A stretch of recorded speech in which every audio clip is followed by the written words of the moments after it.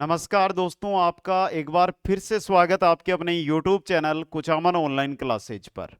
रीट 2025 अंतिम प्रहार के रूप में हम देख रहे हैं हिंदी के मॉडल टेस्ट पेपर, और जिनका हमने शुरू में बोला है कि लगभग आपके पास 15 मॉडल पेपर तो मैं उपलब्धि करवाऊंगा, लेकिन एग्जाम को देखते हुए लग रहा है कि अभी 20 दिन बाकी है, तो 20 से पार भी हम करेंगे दोस्तों। लेकिन आज एक काम आपको बोल रहा हूं, क्योंकि कल वाला जो मैंने वीडियो देखा वहां पर एक चीज मैंने नोट की। सर वो नोट की तो क्या की कि लगभग उस वीडियो पर 3 घंटे के अंदर 3 घंटे के अंदर 6,000 प्लस बच्चों ने देखा था वो वीडियो। लेकिन 6,000 बच्चों में मात्र और मात्र 900 बच्चे थे जो चैनल को सब्सक्राइब किए हुए थे। मेरे प्यारे साथियों, बस मैं इतना चाहता हूं कि आप अपना सपोर्ट दर्शा रहे हो, अपना प्यार दर्शा रहे हो, तो कम से कम वीडियो पर आए हो तो चैनल को जरूर सब्सक्राइब करेंगे। और आज इस बात को आप गौर से देखेंगे, सुनेंगे, और ज्यादा से ज्यादा आप चैनल को सब्सक्राइब करने का काम करोगे दोस्तों। चलो भाई, मैं ज्यादा डिले करता नहीं हूं, क्योंकि मेरा एक ही रूल है कि 15 मिनट में 30 क्वेश्चन करवाने होते हैं। तो पहला क्वेश्चन आपकी स्क्रीन पे, पहले शिक्षण विधियां आ गई है, तो कठिन नहीं, सिंपल ही होगी। पहला कह रहा है कि छात्रों को उपचारात्मक शिक्षण प्रदान करने की सबसे सुगम विधि कौन सी है। तो देखो, छात्रों के अधिगम संबंधी दोषों व कमजोरियों का निदान करना, छात्रों की व्यक्तिगत विभिन्नताओं के आधार पर उन्हें विभिन्न समूह में विभाजित करके उनके लिए शिक्षण की व्यवस्था करना, प्रत्येक छात्र के अधिगम संबंधी दोषों का व्यक्तिगत रूप से अध्ययन कर उन्हें दूर करना। तीनों सही है, तो उपरोक्त सभी ऑप्शन डी सही रहेगा। क्वेश्चन नंबर 2 देखिएगा, निम्नलिखित में से कौन सा दत्त कार्य का विशिष्ट उद्देश्य नहीं है। दत्त कार्य का विशिष्ट उद्देश्य, पहला देखिए, विद्यार्थियों को अभिप्रेरणा देना तथा उन्हें सीखने की क्रियाओं की ओर उन्मुख करना, विद्यार्थियों को उलझाए रखना ताकि वे शिक्षक को परेशान ना करें, निश्चित सीखने के अभ्यास तथा क्रियाओं को देना, अध्ययन तथा दूसरी सीखने की क्रियाओं के लिए निर्देश देना। क्वेश्चन को पढ़ोगे उत्तर मिल जाएगा दोस्तों। क्या मिला? दत्त कार्य का विशिष्ट उद्देश्य यह नहीं है दोस्तों। बी ऑप्शन आपका सही रहेगा। क्वेश्चन नंबर 3 देख लो, कविता शिक्षण में गीत प्रणाली का प्रयोग किस स्तर पर करना सर्वाधिक उपयुक्त होता है। गीत प्रणाली, और गीत प्रणाली की जब हम बात करते हैं तो क्वेश्चन अपने आप ही इंपॉर्टेंट बन जाता है। लास्ट क्लास में भी ये क्वेश्चन आया था और आपने वहां पर भी इसका उत्तर दिया था दोस्तों। गीत प्रणाली शुरू के अंदर क्या प्राथमिक स्तर पर सही रहेगी गीत प्रणाली, या माध्यमिक स्तर, या उच्च कक्षा स्तर। क्वेश्चन नंबर 4, कविता शिक्षण की रिक्त स्थान दिया हुआ है भाई, जल्दी से देख लो वहां पे। कविता शिक्षण की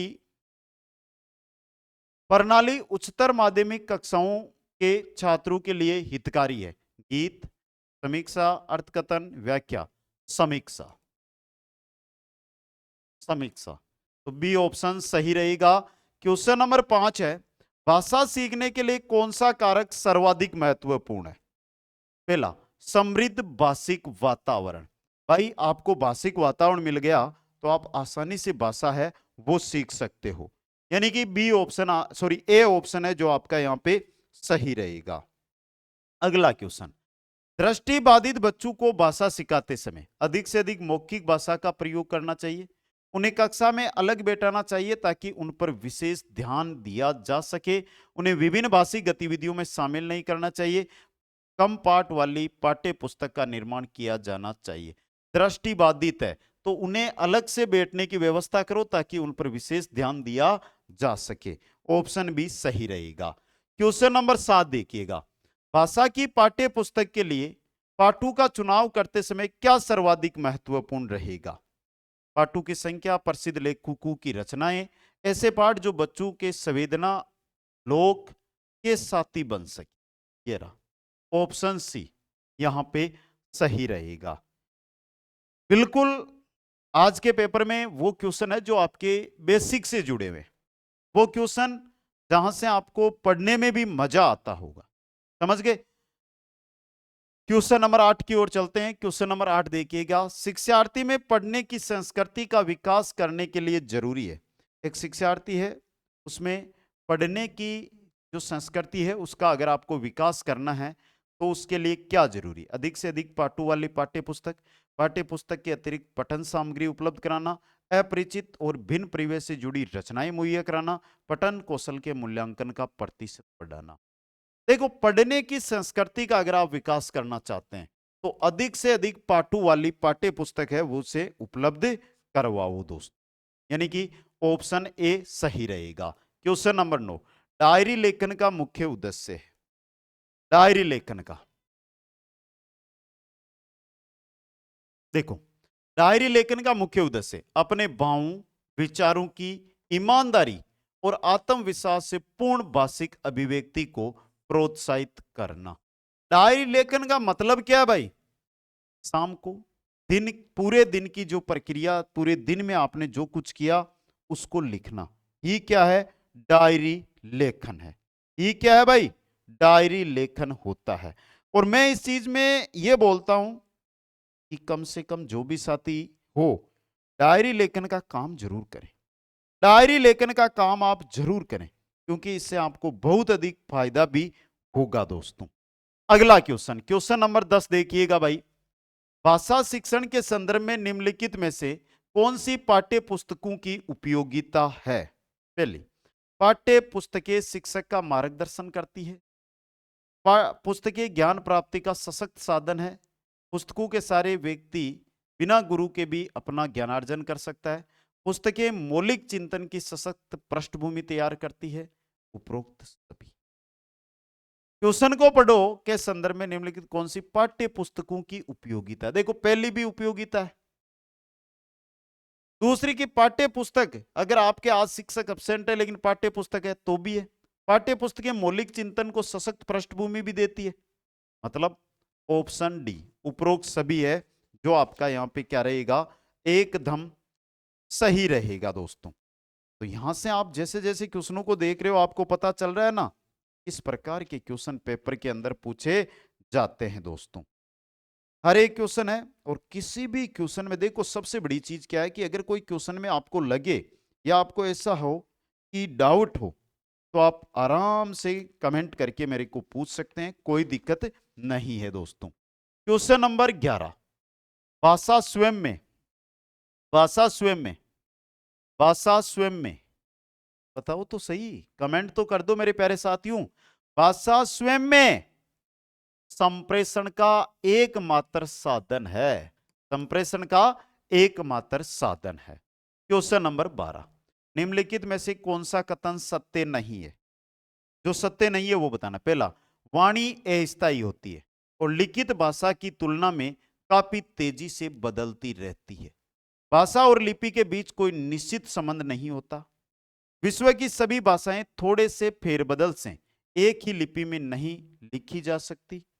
या उपरोक्त सभी, कौन सा कथन सत्य नहीं है? दूसरा देखो, भाषा और लिपि में नहीं होता है निश्चित संबंध, होता है लेकिन कोई निश्चित। क्वेश्चन को समझने का प्रयास करो, यहां पर जो बात हो रही है वो निश्चित की हो रही है। क्या निश्चित संबंध होता है? नहीं। तो बी ऑप्शन पे टिक मारो।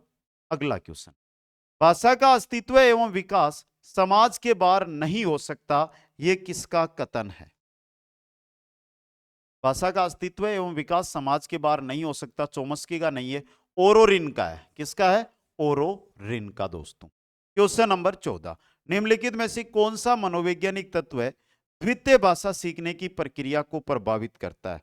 द्वितीय भाषा सीखने को प्रभावित, अभिवर्ती और अभिप्रेरणा, सीखने वाले के प्रति शिक्षक का रवैया, माता पिता अभिभावक से मिला प्रोत्साहन, सभी करते हैं तो उपरोक्त सभी। आपनो डी ऑप्शन सही रहसी। क्वेश्चन नंबर 15 देखिएगा, सिंपल क्वेश्चन, निम्नलिखित में से किस तथ्य को ध्यान से रखकर स्कूली पाठ्यचर्या में भाषा शिक्षण के उद्देश्य तय किए जाने चाहिए? भाई क्वेश्चन सिंपल है, आपका उत्तर क्या बनता है वो इंपॉर्टेंट है। बता दो जल्दी से।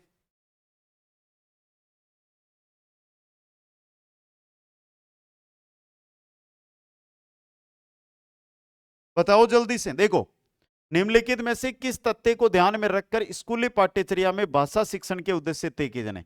बच्चे अच्छी खासी विकसित भाषिक व्यवस्था के साथ स्कूल आते हैं। बच्चे का भाषा ज्ञान प्रारंभ में शून्य होता है। बच्चे में भाषा संबंधी कौशलों का पूर्णतः अभाव पाया जाता है, यह मानकर करना चाहिए। क्वेश्चन नंबर 16, खगोल का शब्दार्थ है। खगोल मतलब अंतरिक्ष, खगोल मतलब अंतरिक्ष। क्वेश्चन नंबर 17, अध्ययन का संधि विच्छेद क्या होगा? सही उत्तर देना है, गलत नहीं दे।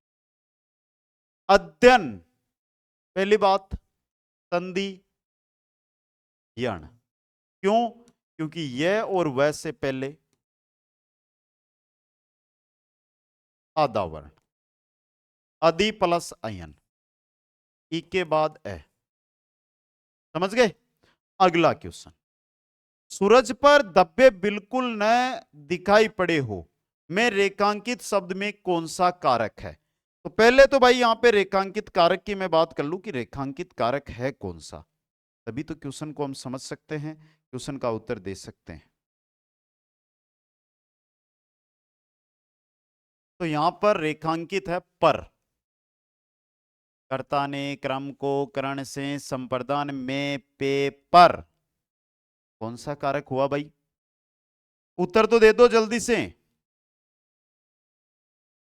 कौन सा कारक हुआ? यहां पे बताना तो पड़ेगा। कर्ता ने क्रम को, देखो सूरज पर कर्ता ने क्रम को, सॉरी, कर्ता ने क्रम को करण से संप्रदान के लिए अपादान से अधिकरण में पेपर होता है, अधिकरण में पेपर अधिकरण होगा। क्वेश्चन 19, जो दो बेल्ट सूरज की परिक्रमा करते हैं वाक्य में जो संबंधवाचक है, अनिश्चयवाचक है, निश्चयवाचक है या निजवाचक है? बताओ भाई। जो दो बेल्ट सूरज की, अब वो जो है कौन से? जो यानी अनिश्चयवाचक सर्वनाम होगा। क्वेश्चन नंबर 20, चिंता में डूबा हुआ वाक्यांश के लिए एक शब्द क्या होगा? चिंता में डूबा हुआ चिंतनीय नहीं, चिंतित, क्या होगा? चिंतित होगा दोस्तों। क्वेश्चन नंबर 21, वैज्ञानिक का शुद्ध शब्द रूप क्या होता है? वैज्ञानिक, वैज्ञानिक ये रहा सी ऑप्शन, वैज्ञानिक का क्या होगा? वैज्ञानिक। क्वेश्चन नंबर 22 है, भीषण का विपरीतार्थक शब्द क्या होगा, यानी भीषण का विलोम क्या होगा? भीषण का जब आपसे विलोम पूछा जाए, सौम्य, स्तर, शांति, नीरस, सौम्य, भीषण का क्या होगा? सौम्य। क्वेश्चन नंबर 23, चुंबकीय शब्द में कौन सा प्रत्यय है?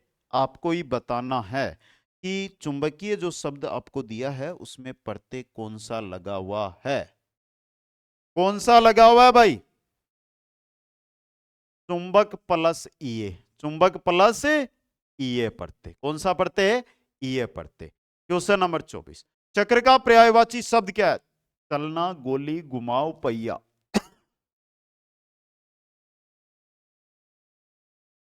ऐसा ही पहिया होता है, तो पहिया, डी ऑप्शन।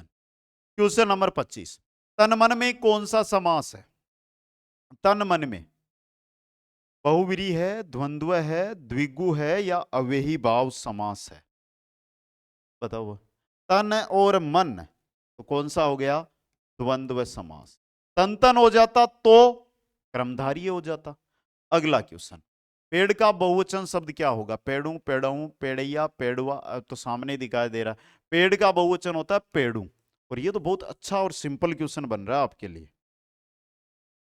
अगला क्वेश्चन देखो, आंख का अंधा नाम नयन सुख, आंख का अंधा नाम नयन सुख लोकोक्ति का क्या अर्थ है?